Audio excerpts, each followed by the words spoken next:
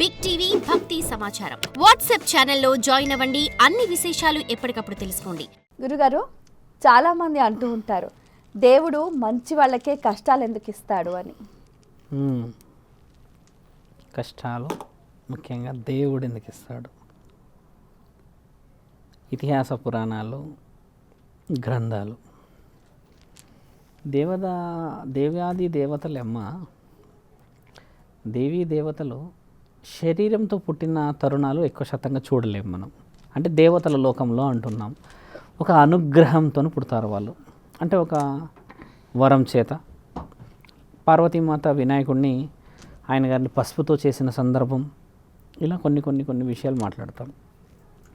దేవాది దేవతలు శరీరంతో కన్నా ముఖ్యమైన దేవాది దేవతలు చాలా తక్కువ మంది ఉన్నారు. అందులో నల్లపోచమ్మ తల్లిని పార్వతీమాత కన్నది. 9 మాసాలు మోసి అని అదొక చరిత్ర కూడా ఉంది మన దగ్గర. గ్రామ దేవతలే ఎక్కువ శాతంగా పుట్టారు. మీరన్నది కష్టాలు మానవ శరీరానికి దేవుడు ఎందుకు పెడతాడు? కష్టాలు మంచి వాళ్ళకే ఎందుకు వస్తాయని. ఇప్పుడు మంచి వాళ్ళు చెడ్డవాళ్ళని ఎవరు నిర్ణయించారు? అంటే ఇప్పుడు ధర్మబద్ధంగా నడుచుకొని ఆచరణాత్మకంగా ఉన్న వాళ్ళకి ఎక్కువగా కష్టాలు వస్తూ ఉంటాయి. అదే విలాసవంతమైన జీవితాన్ని చేస్తూ తప్పులు చేస్తున్న వాళ్ళకి అసలు వాళ్ళకి ఏ కష్టాలు ఉండవు. ఎందుకని? ఇప్పుడు మనం మాట్లాడుకోవాల్సిన విషయం కూడా ఏంటంటే అమ్మా, మంచి వాళ్ళకి కష్టాలు ఎక్కువ వస్తున్నాయి అని పరమాత్ముడి ద్వారా మనం ఒక విషయాన్ని సేకరించాలి అని అంటే, గరుడ పురాణంలో మొదటి సంపుటలో ఏం రాసున్నది అంటే, నీవు పుట్టక ముందుకు అంటే తల్లి గర్భం ఏదైతే ఉందమ్మా, అబ్రబ్రహ్మలోకం అని తెలుసు కదా. ఈ అబ్రబ్రహ్మలోకం నువ్వు కడుపు దాటి బయటికి రాకముందుకే 15 కర్మలని నీ తలరాతలో రాసి పంపిస్తాడు. 16వ కర్మని జీవితం అమ్మ. ఇప్పుడు నీవు పుట్టక ముందుకే 15 కష్టాలని నీకు అప్పచెప్పాడు. అంటే నీ వయసు రీత్యా నువ్వు పెరిగి పెళ్లి చేసుకునే పిల్లలు మనం దాకా చూస్తామంటే అన్ని బాధ్యతలు. ఇవి 15 కర్మలు. 16వ కర్మ ఏమిటి అనేది పుణ్యం. ఈ పుణ్యం చేసే వాళ్ళకి, దైవ ఆరాధనలో ఉండే వాళ్ళకి కష్టాలు ఎందుకు అని అంటే అమ్మ, నీ కష్టం నీ శరీరానిక నీ మనస్సుగా అనేది అంతఃకరణ శుద్ధి మీద ఆధారపడి ఉంటుంది. సాధు పురుషులు, సత్పురుషులు, లేకపోతే యోగులు, సిద్ధయోగులు, మహాయోగులు వీళ్ళు ఎవరైతే ఉంటారో అన్నింటినీ దాటేసుకొని సంసార జీవితాన్ని దాటేసుకొని పైకి వెళ్తారు. కాబట్టి కష్టం అనేది కనబడదు, పరమాత్ముడి చెంతలోనే కూర్చుంటారు. ఇదొక విషయం. అయితే మానవ శరీరంలో ఆరోగ్యంగా ఉండి మరియు సంసార జీవితాన్ని చూస్తూ కష్టాలు సుఖాలంటే పని చేసుకుంటూ బ్రతికే వాళ్ళకి వచ్చే కష్టాలు మీరు అడిగిన ప్రశ్న అందులో మంచి వాళ్ళకే. అంటే ఈ జన్మ బంధము నీకు తెలిసిందే కానీ నీ జన్మ ఆది బంధం అనేది పరమాత్ముడి చేతిలో ఉన్న అత్యంత విలువైన సంబంధం కదా. మరి ఇది ఎందుకు తెలియదు మన శరీరాలకి? ఇప్పుడు సత్పురుషులని మీరు ఒక మాట అడుగుతారు, స్వామి మేము బాగుండాలి అని అడుగుతారు. ఆయన తదాస్తు అని ఆశీర్వదిస్తాడు కదా. అలా ఆశీర్వదించినప్పుడు ఎంతమంది కుటుంబాలు ఈరోజు బాగున్నాయి? బాగా గమనించాలి. నీవు పుట్టక ముందుకే నీకు రాత రాసి పెడతాడు కదా. దానికి అర్థం తర్వాత పరమార్థం ఏంటంటే, పుట్టినప్పటి నుంచి చనిపోయేంతవరకు నీకే తెలియదు ఆ రహస్యం. పుట్టడం వరకు పరమాత్ముడి ఆజ్ఞ, చనిపోవడం అనేది పరమాత్ముడి ఆజ్ఞ. ఈ మధ్యలోనే కొట్టుమిట్టాడే ఈ జీవితంలో మంచి వాళ్ళు చెడ్డవాళ్ళని నిర్ణయించేది పరమాత్ముడు, ఇక్కడున్న సమాజం కాదు. నీకు ఈ జన్మ కష్టాలే ఉదాహరణకు వచ్చాయి, బాగా కష్టాలు వచ్చాయి తల్లి. పోతూ పోతూ ముళ్ళులు గుచ్చుకున్నాయి, బాధలు పడ్డావు, ఇవి ఉన్నాయి కదా. ఇవి కష్టాలు మీరు అడుగుతుంది. ఫైనాన్షియల్గా కష్టాలు ఇప్పుడు ఎక్కువ శాతంగా అడుగుతాయి. ఇప్పుడు ఫైనాన్షియల్గా కష్టాలు అంటే అదే మన డబ్బు పరంగా కష్టాలు. డబ్బు పరంగా కష్టాలని అనుభవించే ప్రతి ఒక్క వ్యక్తిని డబ్బులున్న వాళ్ళని పోయి అడిగితే ఏం చెప్తారనంటే, నిద్ర లేదు, మాత్రలు వేసుకుంటే తప్పితే నిద్ర రాదు, మాకు ఉన్న కష్టాలు ఎవరికి లేవు అంటారు. కానీ బయట ప్రపంచానికి ఏం కనబడతారు? చాలా డబ్బులు కనబడతారు. అసలైన ఆస్తి ఏం తెలుసా అమ్మ? నీ మనస్సాక్షి. బాగా గుర్తుపెట్టుకోవాలి. మనస్సాక్షిని నీవు గెలిస్తే పరమాత్మని గెలిచినట్టే. ఇప్పుడు నువ్వు కష్టాల గురించి మాట్లాడినావంటే నీ దగ్గర భక్తి లేదని అర్థం.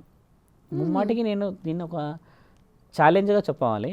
నువ్వు కష్టాల గురించి మాట్లాడావు, ఒక ప్రతిఫలం గురించి మాట్లాడావు అని అంటే నీ పూజలో ఖచ్చితంగా మార్పులు చేర్పులు చేయాల్సిన అవసరం ఉన్నది. ఆశతోనే నువ్వు పరమాత్మని అడుగుతున్నావు, ఒక రాతతోనే అడుగుతాం.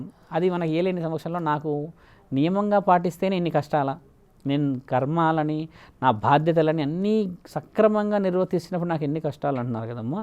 ఇక్కడ ముఖ్యంగా తెలుసుకోవాల్సిన విషయం ఏంటంటే, ఈ శరీరం నీది కాదు. నీ ఆత్మ ఇంకొకసారి కొన్ని బాధ్యతల ద్వారా నీకు ఈ శరీరంలోకి వచ్చావు నువ్వు కదా. మరి ఈ బాధ్యతలన్నీ ఒకప్పుడు రుణంలో ఉన్న బాధ్యతలతో వచ్చిన శరీరం అని ఎవరు తెలుసుకోవాలి?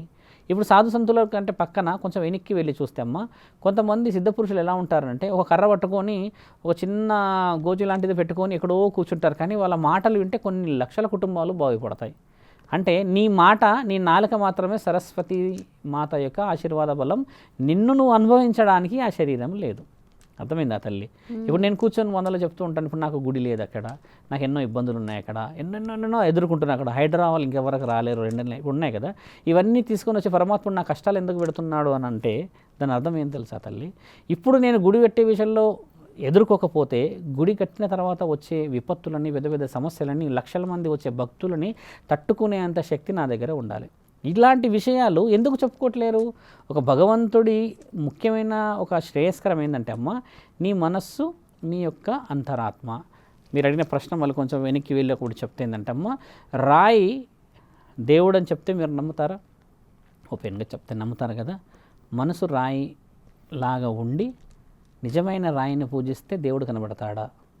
మనం మాట్లాడితే నీ మనసు అసలైన రాయి. నీ మనసులో దేవుడు లేడు, కానీ నువ్వు చూసి ఆ రాయిలో దేవుడు ఉంటాడంటే నమ్ముతావమ్మా? నీ మనస్సే అంతఃకరణ శుద్ధిగా లేని ఆ ఆత్మ పరమాత్ముని ఎలా చేరగలుగుతుంది అని అంటే పరమాత్ముడు చెప్పే మాట ఏంటనంటే అసలైన రాయి నీ యొక్క మనస్సు. ఆ రాయిలో నుంచి అంటే ఆ మనసులో నుంచి నువ్వు కోరికనో ద్వేషమో ఇంకేదో కలిగించేసి నన్ను వచ్చి పూజిస్తే నిన్ను నువ్వు గెలవలేని వాడివి. ఈ రాయిలో నేను ఉన్నానంటే నమ్ముతావా? అక్కడ రాయి పెట్టడానికి ఎందుకు పెట్టిండంటే నేను శాశ్వతమైన రూపం నాది అని చెప్పి పెట్టడానికి పెట్టాడు పరమాత్ముడు. శ్రీరాముడు ఎందుకు ఉండలేకపోయాడు? ద్వాపరయుగం, త్రేతాయుగం. శ్రీకృష్ణుడు ఎందుకు ఉండలేకపోయాడు?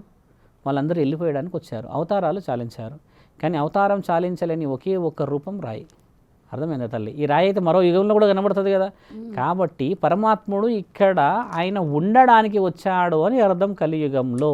కానీ ఆయన ఉన్నాడని ఎంతమంది నీలాంటి తల్లులు, నాలాంటి సాధువులు, లేకపోతే ఇంకా మిగతా కుటుంబాల వాళ్ళు ఆయన అందులో ఉన్నాడని గుర్తిస్తున్నారు? చెప్పండి. అలా ఆయన అందులో నిజంగా ఉన్నాడు అని అంటే అమ్మ, నీవు కష్టాలన్నీ ఎదుర్కొని పరమాత్ముడు ఉన్నాడు అని నమ్మినప్పుడే నువ్వన్న కష్టాలు గట్టెక్కుతాయి. స్వార్థంతో కోరుకున్న భక్తికి విలువ ఉందా తల్లి? శ్రీకృష్ణుడు ఒక మాట చెప్పాడు కదా 5 సత్యాలలో, కలియుగమే స్వార్థంతో పుట్టింది. బ్రహ్మ చెడు వీర్యస్ఖలనం నలుపు రంగుతో ఉండడం చేత భూమండలం పుట్టింది అని చెప్పి కూడా చెప్తారు కలియుగంలో. ఇది రాసింది మన దగ్గర, శివపురాణంలో ఉంటుంది. బ్రహ్మ చెడు వీర్యస్ఖలనంతో పుట్టినవాడు ఎవరు తెలుసా అమ్మ? కలిపురుషుడు. ఇలాంటి యుగంలో బాధలు, కష్టాలు, ఇష్టానష్టాలు అన్నీ శరీరంలో ఉన్న నీకు పరమాత్ముడు పరీక్షలు పెడుతున్నాడు అంటే ఈ దేహంతోని బాగుపడే వాళ్ళు వేరే వాళ్ళు ఉన్నారని అర్థం. వాస్తవం కదా. కష్టపడేవాడికి బాగా డబ్బులు రావాలంటే నా తల్లి, రోజు కూలీ చేసుకునేవాడు పడ్డంత కష్టం అంబానీ కూడా పడడు. మరి అంబానీ ఎలా సుఖపడుతున్నాడు? కష్టపడేది ఈయన పొద్దున 6 గంటలు 7 గంటలు అంటే ఈయన కదా సుఖపడాలి ఎక్కువ. మరి ఈయన ఎందుకు సుఖపడతలేడు తెలుసా అమ్మ? ఈ శరీరం మాత్రమే నీది. నీ నియమ నిబంధనలను సృష్టి లయకారుడి ఆధీనం. కాబట్టి కర్మ ఫలితం అనుభవించాలి కదా తల్లి. అయితే ఈ కష్టాలు అనుభవించడానికి ఈ కర్మ ఫలితానికి సంబంధం ఉందంటారు? ముమ్మాటికి గరుడ పురాణంలో రాసిందే అదే. గరుడ పురాణం విషయం మేము చెప్తామంటే ప్రశ్న కొంచెం కొనసాగిస్తాను. గరుడ పురాణంలో ఏమున్నదంటే అమ్మ, మనిషి శరీరంకి శిక్షలు లేవు. అంటే మనిషి చనిపోయిన తర్వాత ఏం శిక్షలు వేస్తాడో రాసింది గరుడ పురాణం అంటే అదే కదా. బాగా గమనించాలి. యాత్ర అంతా చెప్తారు. అంటే ఒక యాత్ర, శరీరం విడిచిన తర్వాత ఏం జరుగుతుంది, ఏ లోకాలకు వెళ్తారు, ఎలా మొత్తం మనిషికి అమ్మ 14 లోకాల ప్రయాణం అంతే. కింద 7 లోకాలు, మీద 7 లోకాలు. అతల వితల సుతల మహాతల రసాతల తలాతల పాతాల, భూలోకం కింద కదా. యముడు ఎక్కడ ఉంటాడో తెలుసా అమ్మ? బాగా గమనించాలంటే యమలోకం ఎక్కడుందో మీకు తెలుసా? పైన లేదు యమలోకం. యమలోకం కింద ఉంది, 6వ లోకం అదే తలాతలకు అధిపతి యముడు. ఇప్పుడు ఆయన ఉండేది భూమండలంలో అని మనకు తెలియదు. మనిషి చనిపోతాడు అంత, అదో వేరు విషయం. అయితే ఇక్కడ విషయం తెలుసుకుంది ఏంటంటమ్మా, 7 లోకాలు పైన దైవాధీనమైనవి, కింద 7 లోకాలు పరమాత్ముడి ఆధీనం, నవగ్రహాలు పరమాత్ముడి ఆధీనం. ఇందులో ఎక్కడ చూసిన గరుడ పురాణంలో మనిషి చనిపోయినాక శిక్షలు ఎవరికి, ఈ ఆత్మకి శిక్షలు ఎందుకు మీరు అడిగిన ప్రశ్న. మనిషి శరీరంతో ఉన్నాడు కదా, ఈ ఫీల్ అనేది ఏదైనా కావాలి కదా, సెన్స్ అనేది కావాలంటే శరీరం అవసరం కదా. ఈ శరీరం లేనప్పుడు ఏం శిక్షలు వేస్తారు పరమాత్ముడు? మరి అంటే పరమాత్ముడికి అసలైన శరీరం నీ ఆత్మ, ఇది కాదు. అందుకే దీనికి 100 సంవత్సరాలు. ఇదేది పరిమితమైనది కాదు, అపరిమితం కదా. నీ పరిమితమైన దానికి శిక్షలు వేస్తాడు తల్లి. మరి ఈ విషయం ఎందుకు గురువులను సాధువులను అడగరు మీరు అంటున్నాను నేను. పరిమితమైన దాని గురించి ఇంత పరితపించిపోతే ఒక ఆది బీజం అబ్రబ్రహ్మలోకం నుంచి అగ్ని ఆత్మలో నుంచి పరమాత్ముడు పెట్టి దాన్ని ఆత్మలోకానికి తీసుకొచ్చిన ఆత్మలింగం, అగ్నిలింగం మన దగ్గర ఉన్నాయి కదా, అగ్నిలింగం ఉంది, ఆత్మలింగం ఉంది కదా. అగ్నిలింగం అంటే పరమాత్ముడి ఈ శివుడి యొక్క కడుపు అగ్నిలింగం. ఆ అగ్నిలింగంలో ఆత్మలు కొలువై ఉంటాయి. ఆత్మల కొలువై నుంచి శరీరాన్ని ఇచ్చి, శరీరం నుంచి దానికి ఆత్మ అనే ఒక బంధం, ఆ బంధానికి గర్వం అని పేరు పెట్టి అందులోకి మనిషిని వేస్తాడు కదా. ఈ మనిషికి ఈ 100 సంవత్సరాల చరిత్ర అంతా అయిపోయినాక చనిపోయిన తర్వాత ఆత్మలతోనే ఎందుకు పని అని అంటే, నిన్ను మళ్ళీ అగ్నిలింగంలో పెడతారు వేడి చేయడానికి. అంటే నీ తప్పులు ఒప్పుకోవాలి కదా చేసినాయని. మరి ఇప్పుడు మీరు అన్నట్టుగా ప్రశ్న చెప్పాం కాబట్టమ్మా, శిక్ష ఆత్మకి వేస్తున్నాడా పరమాత్ముడు, శరీరానికి వేస్తున్నాడా? మళ్ళీ చెప్పండి. శరీరానికే వేస్తున్నాడు కదా, ఇప్పుడు మనం అనుభవిస్తున్నాం కదా. ఈ ఫీల్ తెలవడానికి అంటే ఈ యొక్క ఏమంటారంటమ్మా, ఈ స్పందన తెలవడానికి శరీరాన్ని ఇస్తాడు ఆయన. బాధలు ఇప్పుడు అన్న ప్రశ్న ఎలాంటిదంటే అమ్మా, బాగా పూజలు చేస్తున్నాం మా కష్టాలు ఎందుకు వస్తలేనంటే, నీ అంతఃకరణ నీ ఆత్మకు తెలుసు కదా నువ్వు ఏ పూజలు చేస్తున్నావు అనేది. అర్థమైందా తల్లి? గుడికి పోతే అయిపోతుందా? మనస్సాక్షి ఉండకూడదా? గుడి మెట్లెక్కేస్తే అయిపోతుందా? మనస్సాక్షి ఉండకూడదా? దేవుణ్ణి పోయి పూలదండ వేసేసేసి మనం వేరే గోల్డ్ మెడల్ ఆశిస్తున్నామే, ఇవన్నీ ఆశిస్తే వస్తుందా? నీ మనస్సాక్షితో పరమాత్ముడు మాట్లాడతాడు కదా తల్లి. కాబట్టి మీరు అడిగిన ప్రశ్న వేరే గురువులు అయితే మీకు ఎలా చెప్పేవాళ్ళనంటే, కొన్ని పూజ నియమ నిబంధనలని ఆచరించి, కొన్ని వివరణలని ఆచరించి పోతే నీ కష్టాలు గట్టెక్కుతాయి. అలా కష్టాలు గట్టెక్కితే మరి ఏ పూజలు చేయడానికైనా మానవులు సిద్ధమా కాదా? మానవ శరీరం చాలా గొప్పదమ్మా, పరమాత్ముడి ఆధీనం. పరమాత్ముడు అనంటే ఒక ఇంగ్లీష్ కవి కూడా రాసి వెళ్ళాడు, జీఓడి ఫుల్ ఫామ్ అంటే జనరేటర్, ఆర్గనైజర్, డిజాల్వర్. జనరేటర్ ఎవరు? బ్రహ్మ. ఆర్గనైజర్ విష్ణు. అంటే ఆర్గనైజర్ ఎందుకంటే అలంకరణ. డిజాల్వర్ ఎవరు అని అంటే మహాపరమేశ్వరుడు. ఆయన చేతిలో ఉన్నాయి. ఇప్పుడు దేవాది దేవతలో ఉన్న నీ ఆత్మకి ఏ బంధనాల ద్వారా నువ్వు ఏ తప్పులు చేసావని చెప్పేసి చాలా గుప్తంగా మన రాతలు రాసి పెట్టేమని పేరేం పేరు తెలుసా తల్లి? చిత్రగుప్తుడు. ఆయన పేరే చిత్రగుప్తుడు. అంటే గుప్తం అంటే ఏంటంటే సీక్రెట్. ఆ చిత్రాలు అంటే ఏంటంటే నువ్వు చేసే పనులని రాసి పెట్టేవాడు కదా. ఇప్పుడు యముడు కూడా ధర్మం లేకుండా పనిచేయడానికి అనుమతి లేదు. యమ ధర్మరాజు. వాస్తవం కదమ్మా. యముడే ధర్మంగా పనిచేస్తుంటే మానవ శరీరం ఎత్తిన మనం ఆశించడం తప్ప ఒప్ప? మీరు ఆలోచించండి. ఆశించడం ముమ్మాటికి మన హక్కు. కానీ ఎలాంటి కష్టాలు నీకు ఇస్తున్నాడంటే దాని అర్థం ఏం తెలుసమ్మా? You are getting filterization. నువ్వు ఫిల్టర్ అవుతున్నావు అని అర్థం, నువ్వు ప్రాయశ్చిత్తం పడుతున్నావు అని అర్థం, నీకు మార్గం ఉన్నదని అర్థం, ముందు ముందు భవిష్యత్తు ఉన్నదని అర్థం కదా. ఇవి తెలుసుకోవడానికే నీ కష్టాల మీద కష్టాలు, కష్టాల మీద కష్టాలే వస్తుంది కదా. ఈ కష్టాలన్నీ పోవాలంటే ఏంది గురువు గారు అని ఒకవేళ మీరు ప్రశ్న ఉంటే తల్లి, ఈ కష్టాలు ఎవరికి పోతాయి తెలుసమ్మా? కన్యాదానం చేసిన తల్లిదండ్రులకు పోతాయి. ఒక విషయం. ఎందుకంటే వంశ ఉద్ధరణకి నువ్వు వేరే వంశానికి పంపుతావు కదా. రెండో విషయం, దాన ధర్మాలు చేసేసి అన్నదాన సత్రాలలో నడిపించుకొని గోమాత సేవ చేసే వాళ్ళకి పోతాయి ఈ కష్టాలు. ఇప్పుడు మీరు అన్న కష్టాలు బిల్డింగ్లు కట్టుకోవడానికే, మీరు అన్న కష్టాలు మన బ్యాంక్ బ్యాలెన్స్ మెయింటైన్ చేయడానికా? చూసారా, ఇక్కడ ఆనందప్రదమైన జీవితం గడపడం. ఆనందప్రదమైన జీవితం అనేది ఆత్మకి సంబంధమై ఉంటేనే నీ శరీరం అనుభవించగలదు. ఈ రోజుల్లో అమ్మ మంచి ఛాలెంజ్ చెప్తే, పచ్చడి మెతుకులు తిన్న ఇంట్లో కూర్చున్నాం అనుకోండి, మనకు అమ్మగా నిద్ర వస్తుందా కాదా? ఇఫ్ యూ గో, మీరు ఒక ఫంక్షన్కి వెళ్ళారనుకోండి, కొంచెం బారెడ్గా తినొచ్చాం, ఎంత అవస్థపడతామమ్మా, అవునా కాదా? నీ ఒంట్లో నీ ఇంట్లో నీకున్న కష్టసుఖాన్ని తింటేనే నీకు కమ్మరి నిద్ర. మరి నీకు పడందో లేకపోతే ఏదో పార్టికల్చర్కు పోయి వచ్చిన తర్వాత మాత్రలు వేసుకోవడం ఎందుకు? గ్యాస్కి దానికి దీనికి. అంటే పరమాత్ముడికి తెలుసు కదా నీ కడపలో సుఖం ఉందా లేదా అని. ఒక నానుడేముంది, కాశీలో లేని సుఖం కడపలో ఉన్నది అని చెప్పేసి ఒక నానుడి కూడా ఉంది మన దగ్గర. అది ఊరికే వచ్చిందా అమ్మ? ఇప్పుడు నీ శరీరానికి కష్టసుఖాలు ఆలోచిస్తున్నావు అని అంటేనేమో అదొక బాధ్యత. కానీ ఆడపిల్లలు ఉండి, చిన్నపిల్లలు ఉండి, లేకపోతే ఇల్లు లేకనో ఏదో బాధ ఉన్నదనుకమ్మా, ఆ కష్టసుఖాల గురించి ఆలోచించేది ఒక బాధ అయితే, ఏ జన్మలో నువ్వు చేసినావో పాపపుణ్యములు కాబట్టే ఈరోజు అనుభవిస్తున్నావో కష్టసుఖాలు అని అర్థము.